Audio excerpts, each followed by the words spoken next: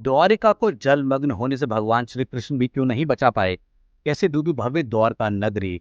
क्या कारण था कि द्वारका को समुद्र में विलीन होना पड़ा? आइए आपको इस वीडियो के माध्यम से बताते हैं जलमग्न होने की पूरी कहानी।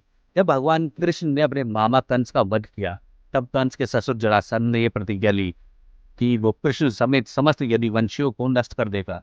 इसके बाद जरासंध को जब भी मौका मिलता, वो मथुरा पे आक्रमण करने से जरा भी नहीं चूकता। दोस्तों, आगे बढ़ने से पहले आपको बता दूं, अगर आपने अभी तक सब्सक्राइब नहीं किया है, प्लीज सब्सक्राइब कर दे और बेल आइकन दबाना मत भूलना। और साथ ही कमेंट बॉक्स में राधे राधे लिख के वीडियो को लाइक कर दीजिए। चलिए दोस्तों, आगे बढ़ते हैं वीडियो में।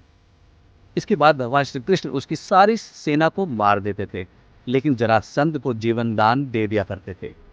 फिर भी जरासंध के बार बार आक्रमण करने की वजह से वो परेशान होकर यदुवंशियों सहित मथुरा छोड़कर समुद्र किनारे द्वारका की स्थापना करवाई।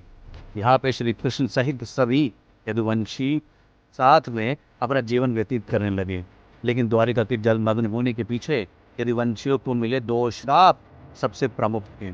इन दोनों श्रापों में एक श्राप भगवान श्री कृष्ण को मिला था और दूसरा श्राप भगवान श्री कृष्ण के पुत्र शाम को मिला था। जब महाभारत युद्ध समाप्त हो गया, तब श्री कृष्ण माता गांधारी से मिलने पहुंचे।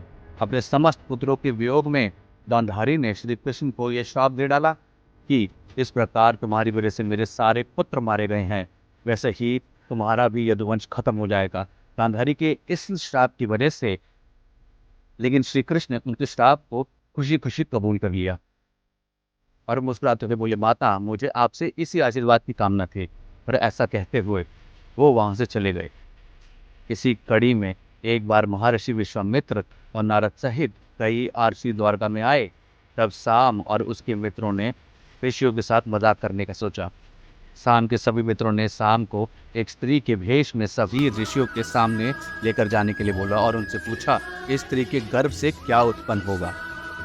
आर्षियों ने उनकी इस बात से अपना अपमान महसूस किया और श्राप दे डाला कि इसके गर्भ से एक लोहे का मूसल उत्पन्न होगा जो समस्त यदुवंशियों का नाश कर देगा।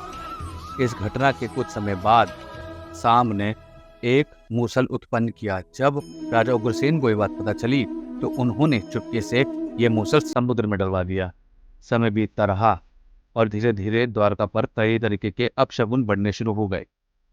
जब भगवान श्री कृष्ण ने यह देखा कि अब गांधारी का श्राप सत्य होने का समय आ गया है, तब उन्होंने यदुवंशियों को तीर्थ करने का आदेश दिया।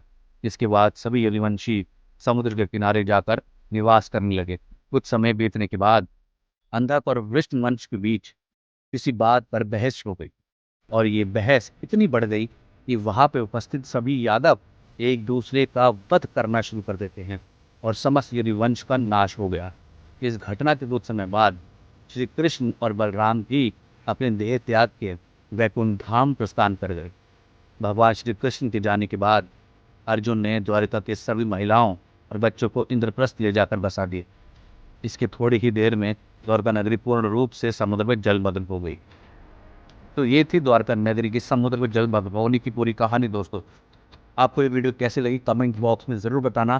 क्या आपको ये कहानी पहले से मालूम थी हिंदू धर्म सनातन धर्म के बारे में?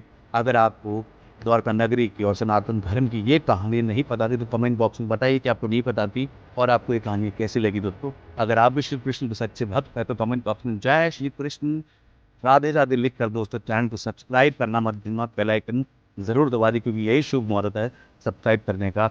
दोस्तों, हम हर रोज़ आपकी ऐसी वीडियोस लेके आते हैं, इसलिए हमारे चैनल को प्रमोट कीजिए, ज़्यादा से ज़्यादा फैलाइए अपने दोस्तों के साथ, माँ बाप के साथ, भाई बहनों के साथ, व्हाट्सएप ग्रुप पे, इंस्टाग्राम पे, ट्विटर पे, फेसबुक पे, ताकि ये सारी कहानियाँ हमारे ये कहानियाँ नहीं हैं दोस्तों, असल में ये हमारी गीता की, हमारे वेदों की, पुराणों की वाणी है जो हम आप तक पहुँचाते हैं वीडियोस के माध्यम से। इसलिए दोस्तों बहुत ज़्यादा शेयर कीजिए वीडियो को, सबको दिखाइए।